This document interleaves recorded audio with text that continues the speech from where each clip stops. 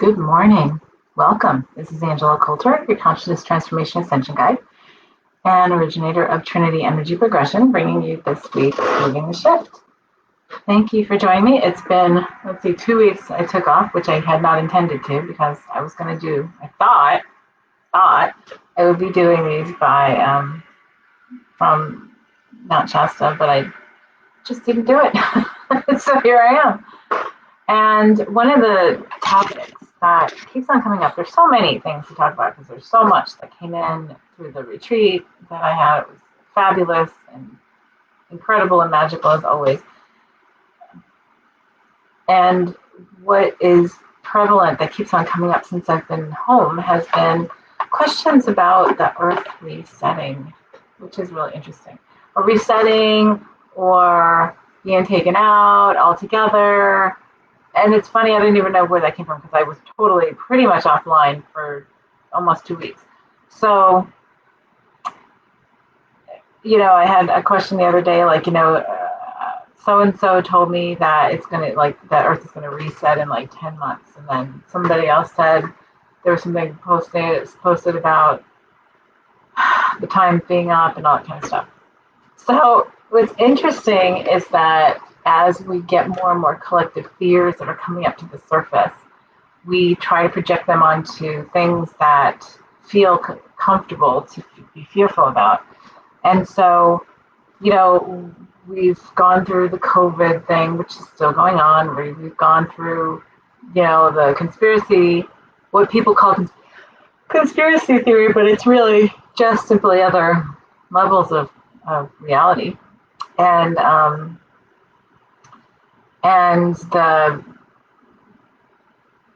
protests and the Black Lives Matter stuff, all kinds of stuff about different groups within our population, and then just so many things and then there's fear about the economy, there's so much stuff that we're pushing our fear onto because we've decided as a collective to finally look at what's in the closet. And when we look at what's in the closet, we basically are pulling it all out to bring it up to the surface so that we can finally resolve it.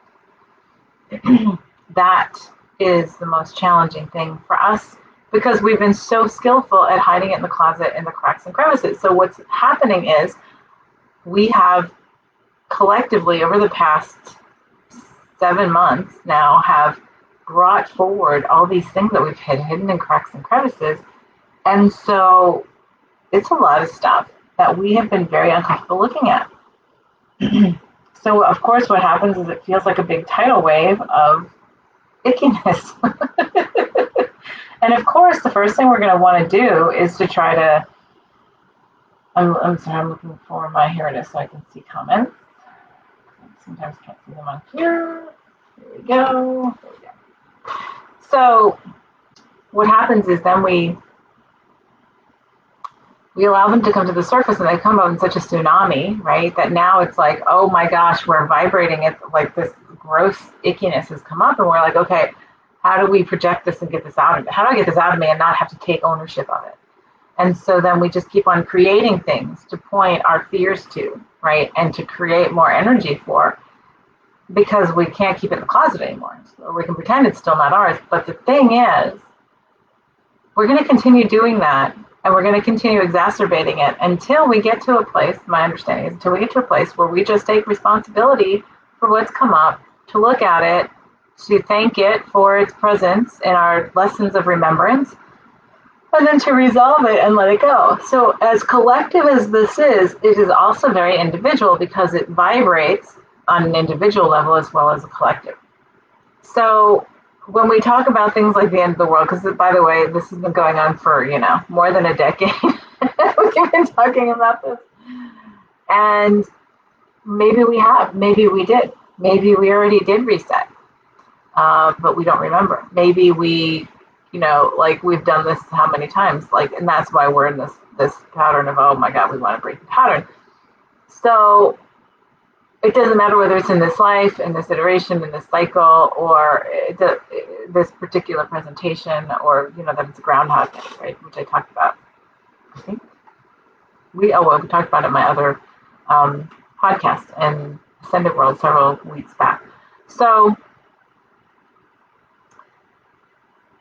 so I see a lot of stuff now that's out there that's talking about, oh, well, the equivalent of the end of the world, right? And of course people are like, oh, this is the apocalypse. Well, now look at the fires. And there's always stuff going on around the world. And yes, it is the volume knob is turning up because of the fact that we've brought so much to the surface to resolve and to complete. And it's not that it's a bad thing. The thing is that we're doing it so that we don't have to do it again. That we can finally move into a new iteration of what Earth looks like, or what our presence looks like, as part of the much bigger picture. Because as I've said before, or I might have said, well, we talked about this a lot. So we talked about this a lot in the retreat in Mount Shasta. I don't remember where I said stuff anymore. That's part of the challenge. But Earth, we get so stuck in the microcosm, excuse me, of our everyday, in the way that we believe that our personal problems are the biggest things in the world. Well, then we get to the collective level, and then we get to this place where we're like, oh, no, the world's problems are the most important things in the universe. And then we realize, as we create or remember in larger scope of consciousness, that the Earth is a very small piece of a very big puzzle, a very big project. And that we're all working together at different levels of consciousness, ourself as a divine consciousness, faceted off into these bajillion different facets, right? With different dimensions, different levels of consciousness, different, like, say, we've created different individuals that are broken up into a whole bunch of different levels of consciousness.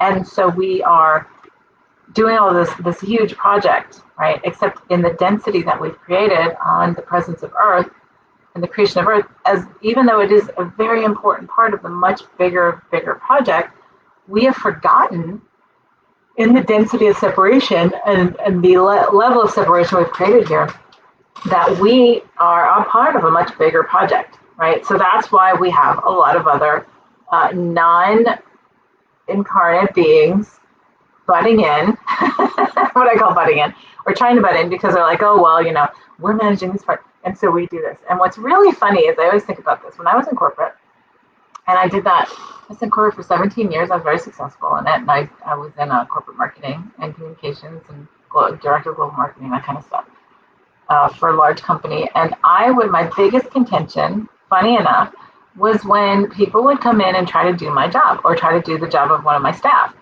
and say, oh, I know how to do this better than you because this is easy.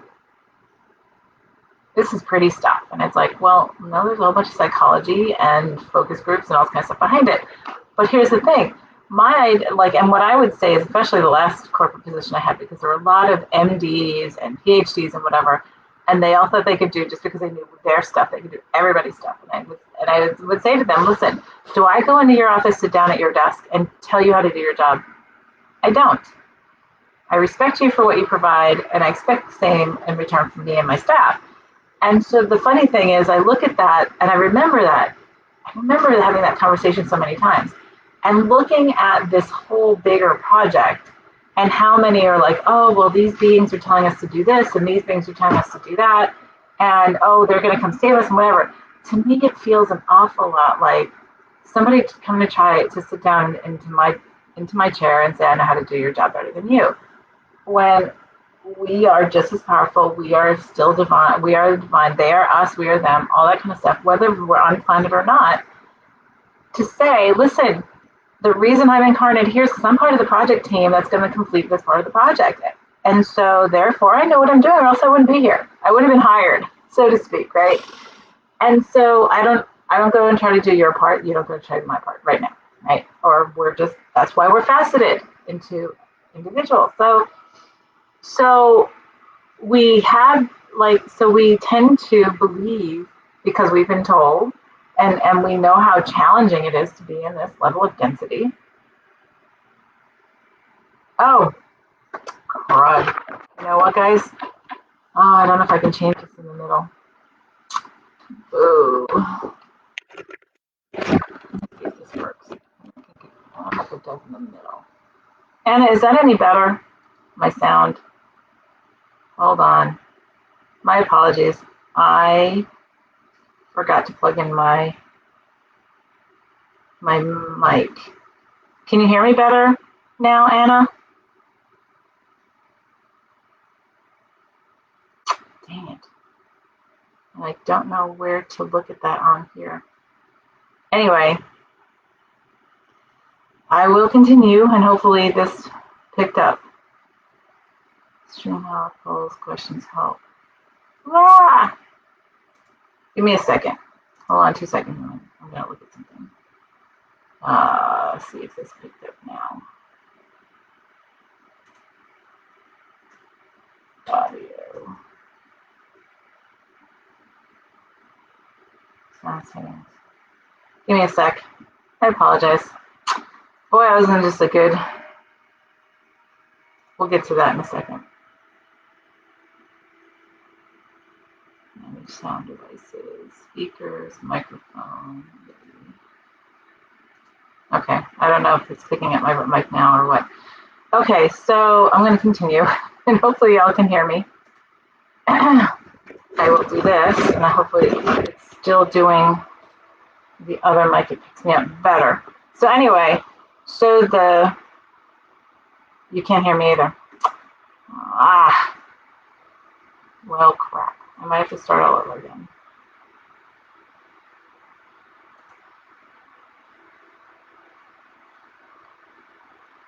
Okay, now you can hear me at all. Because I plugged in the thing.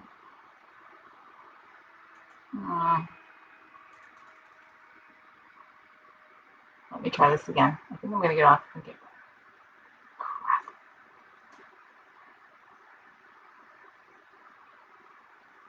You can hear me. Sarah says she can. Oh, Sarah says I can hear me. Okay.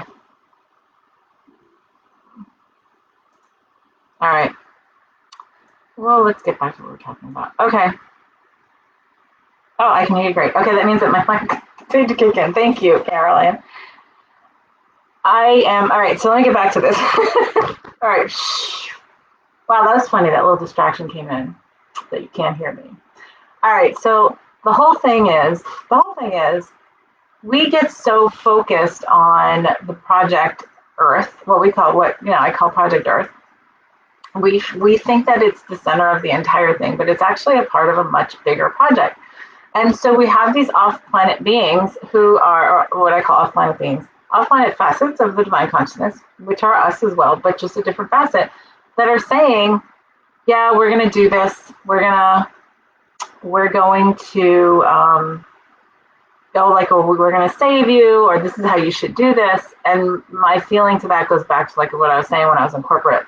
Like, I don't go and sit in your desk and tell you how to do your job. And we're here incarnate to finish this job. Or else we wouldn't be here. So obviously we're qualified, or else we wouldn't be here. We know how to do this, or we decided to do this and know how to finish it. And it is already finished, right? Outside of space and time. So there is one thing that we get stuck in the ego on the belief that we're this puny little human being, right? And we think humanity is as far as we can go. This was a discussion that we had a lot in the retreat that I just did in Mount Shasta with the group that was with me.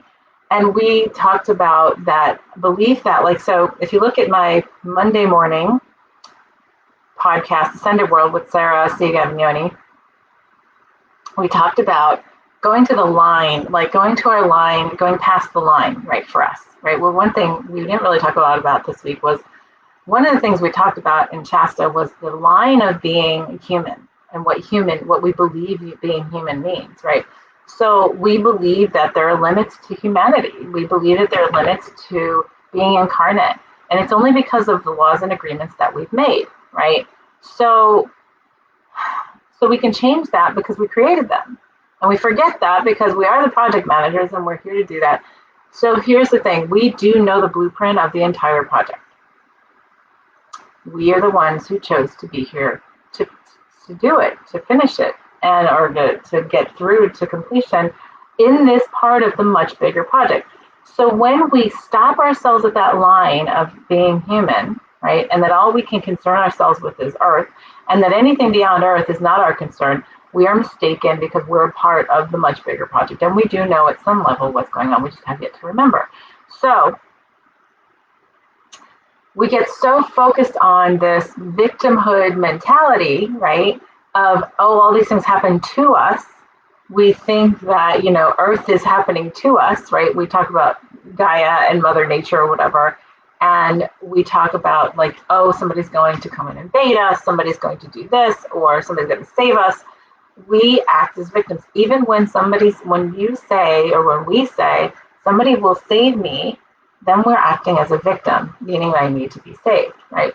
So the key for all of this, and so the funny thing is, so when we talk about, from what I was starting in the beginning, the talking about the different fears that have come up, and now the new fear projection is, oh, Earth being reset, or it's going to blow up, or whatever. I think somebody said something about, I said something about like some asteroid thing. I think might come into the Earth, whatever, in November. There's something new every month this year, which is great to bring up all the stuff that we've hidden in the closet. So now it's, oh, is Earth going to be reset? Are we failing? Blah, blah, blah. The key is to get ourselves out of victimhood mentality, because we're so much in the habit of doing that. So, oh, blueprint, funny, Anna. Yes, first I watched you, I noticed how much blue in it is. Yeah, there's a lot of blue in this room. Even my new bowl stands tonight. So, the blueprint. Yeah, so we're talking about how to, we know what this is all about.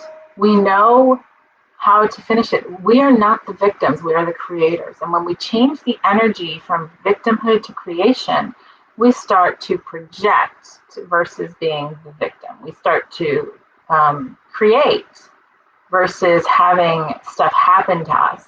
And so when we sit there and spend all of our energy on, are you going, is the Earth going to blow up? Well, ask your guidance. That's what I would say.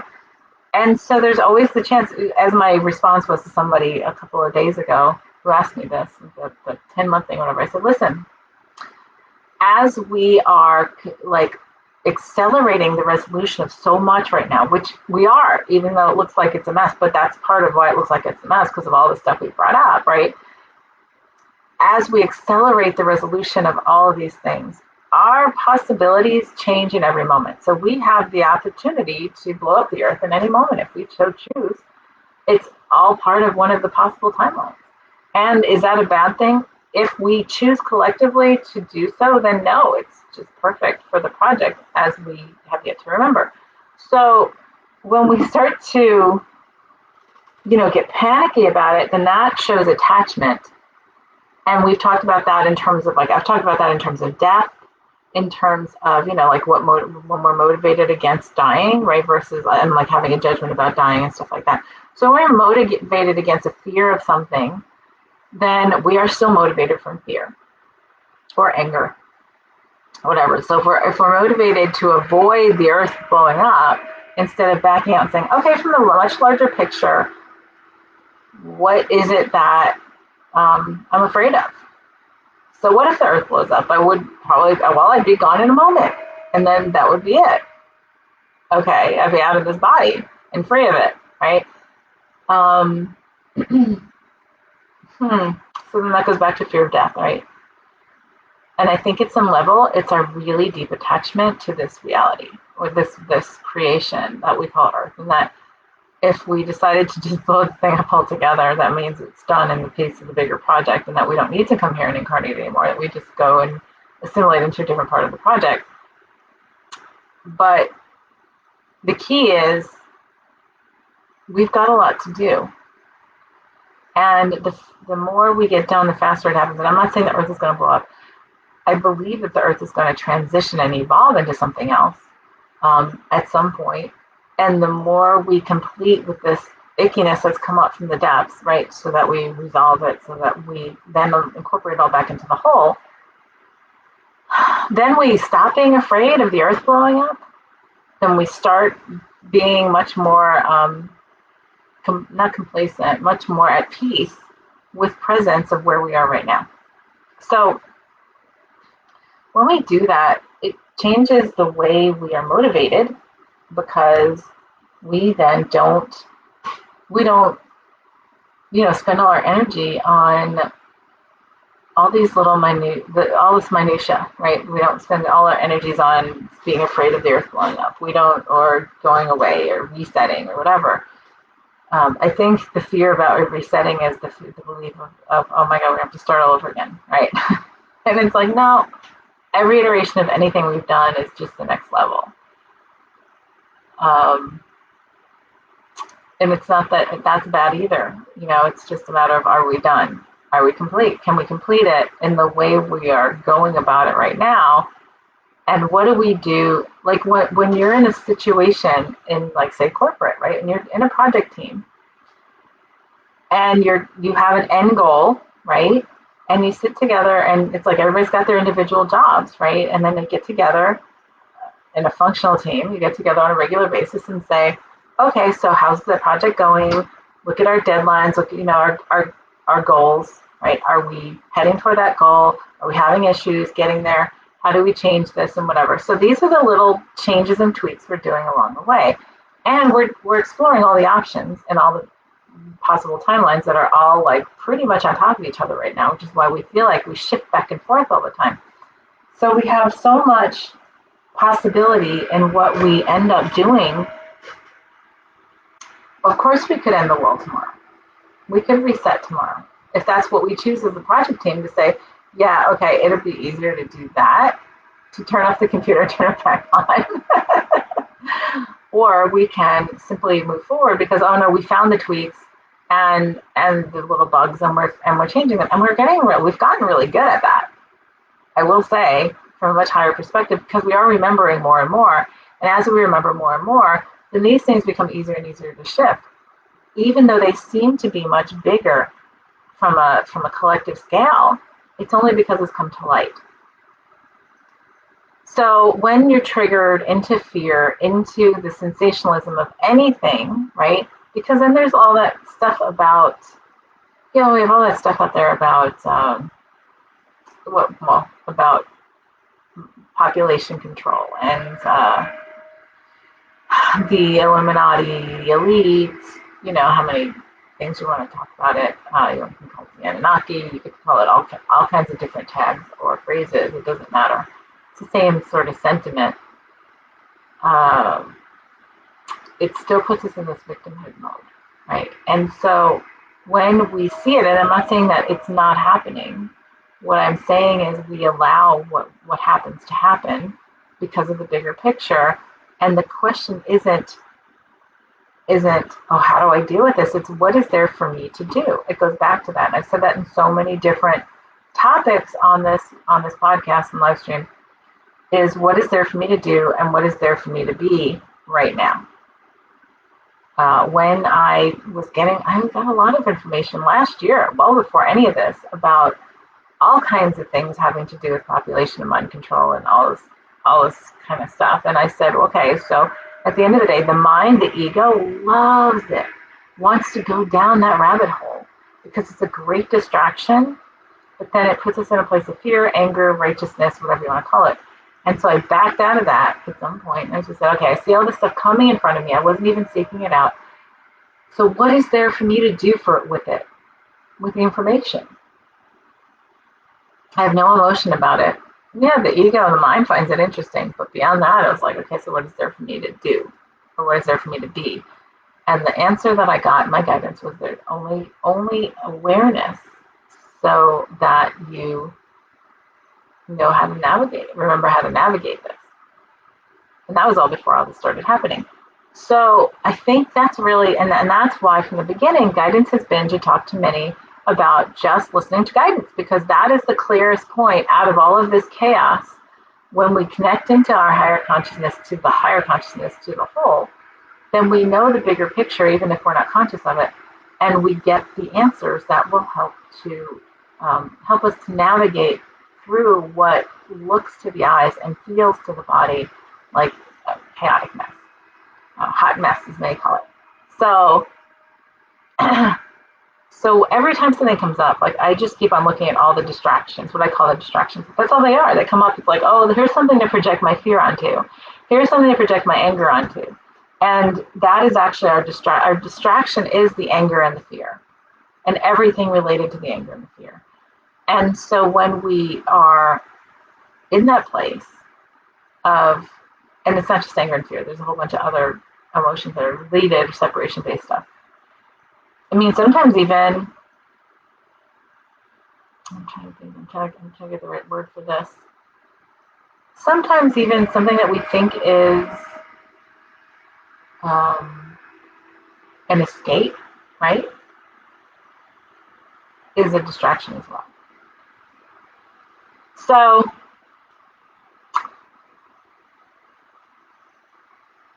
we have this,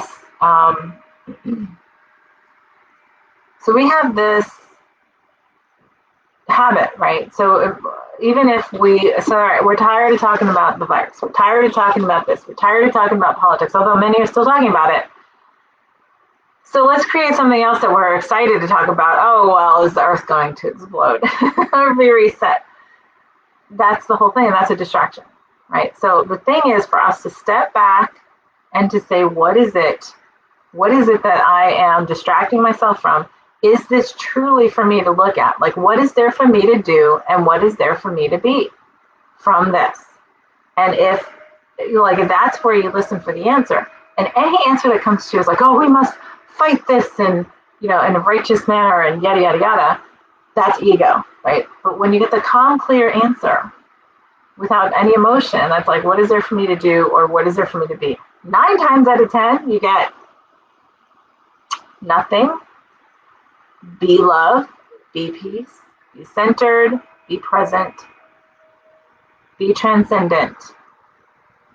And just navigate. Navigating is much different than reacting. Navigating is am I to continue through this so that I am not distracted. Really, that's what navigating is. How do I move through this when I put myself here in the middle of it and I don't get distracted? How do I stay focused? Like what is there for me to do, and what is there for me to be? That is the key. So when you start getting pulled off into all of these what I call these decorations, these distractions, and then we like I said, we decorate them really well in, say, a spiritual context, like, oh, let's just create more stuff for us to be fearful of and be a victim to. But the funny part is, if we choose to reset the earth, that's our choice. That's what we've chosen collectively. And so if we choose to blow up the earth, it's our choice and what we decide collectively. So there's nothing, it's the point is for us to get to this place of complete responsibility and self-empowerment to recognize that we are the creators, and there's not anything outside of us that will do this for us, and that we can pretend, but we will still we will still reiterate until we get to that place of remembrance to say, oh, well, I am the creator. Creator's not outside of me. I am the creator, and so are you, and all of us are, and we are the project team here to finish this. And so, yeah, we finish parts of it and we hand it off to others, and then we transition out. That's how it works. And when we start looking at it that way, it becomes a much more, you can see it in a much more project management kind of perspective, and saying, oh, well, yeah, of course, when these people finish their part of the job, they transition out. They go to another job. They leave their bodies or go do something else or whatever. And so many might have like 5 minutes worth of something that's important as part of the project, that's a very important key, and then they transition out. So that's another discussion that has to go on about like, because people are like, oh, well, all these people transitioned out, or all the, and it's like, well, maybe they were done with their part of, well, not maybe, then they were done with their part of the project at this point in time, and they might come back, reiterate, reincarnate, however you want to put it, walk in, never know, they might come back or they might not. And when we start seeing things that in such fluidity, then we stop being fearful of it, and we start I start getting more excited about it, because then it's like, oh, well, look at this beautifully crafted machine we've created and the facets of the whole, and yet the whole is still whole, and we're still that, just in the facets that we've created. And it's just such a very beautiful thing. So much different perspective, much different way. And one of the biggest things for us, one of the biggest steps, to go back to what I was talking about the humanity thing, is to stop believing that we're just tiny little pissant humans that are weak and that's all we are. Well, no. The human part of us is a very small part of our consciousness that we have agreed to collectively create in this particular what's the word I'm looking for? In this particular arena, that's not right. That's not quite the word. That's it. In this particular arena, as these humans, because that is how we created the tools to create this project and to manage this project. So what's really important for us is to get even beyond the fear and the anger, but to say, and that is getting beyond it, is to say, yeah, so I am human, and that's the perfect role for me here. And there's a much bigger part of me that's managing from outside of the human physical part of me. And we can work together because we are part of the same. And we are not just part of the same like soul, and we're part of the same team. And then we become more fluid to say, oh, well, okay, so that's what we had as guidelines as humans. And now we can go beyond this because we can remember, we can still hold that in place, and we can go beyond simultaneously because we create it and we can change it. So some small things to consider this week, and I apologize for the weird sound because I did forget to plug in my good mic, so hopefully when I play Swag it won't be terrible. But be aware of where you believe your lines are. And to talk more about the line thing, go back to my Monday morning podcast, Ascended World, on the Ascended World page here with Sarah C. Gavignoni, where we talked about going past our lines, because this is very important. When we go past the line of I'm a human, right, and to say I'm much more than human. I am human, and I'm far more than that. I'm divine, and I'm, infinitely capable, and all that kind of stuff. It takes a much different perspective, and then we stop distracting ourselves with these fears about the world blowing up, or aliens taking over, because by the way, aliens are us too, and by the way, star beings are here. We're incarnate, non-incarnate, we're all star beings, like, because this is a star, like we're as part of a star thing as well, so that's sort of funny too. But as we talk about those things, what if we start looking at everything that we fear as that is me? That is me. And if that is me, working with me, then how do I resolve this so that there's no contention, there's no friction, and that we can move fluidly in terms of our project management as part of the whole here? When we change that, then all of a sudden that changes. And so take the things that you abhor, the people and the things that you abhor the most, and say, well, that is me. And so to change that, what is there for me to do? What is there for me to be? And sometimes it's, again, just the calm, be the peace, be the centered, resolve that, thank it, have gratitude for it within you as a reflection back to you. So start that exercise, because that's going to become, well, that has become very important. It's going to become even more important as we go forward. So on that, on that little tiny tidbit, have a great week. There's so much more to talk about. So I would say watch Monday on Ascended World and Thursday for Living the Shift, because this stuff is going, there's a lot that came up even just in the 12 days I was out there in California. So have a great week. Thank you for joining me. This is Angela Coulter signing off with this week's Living the Shift.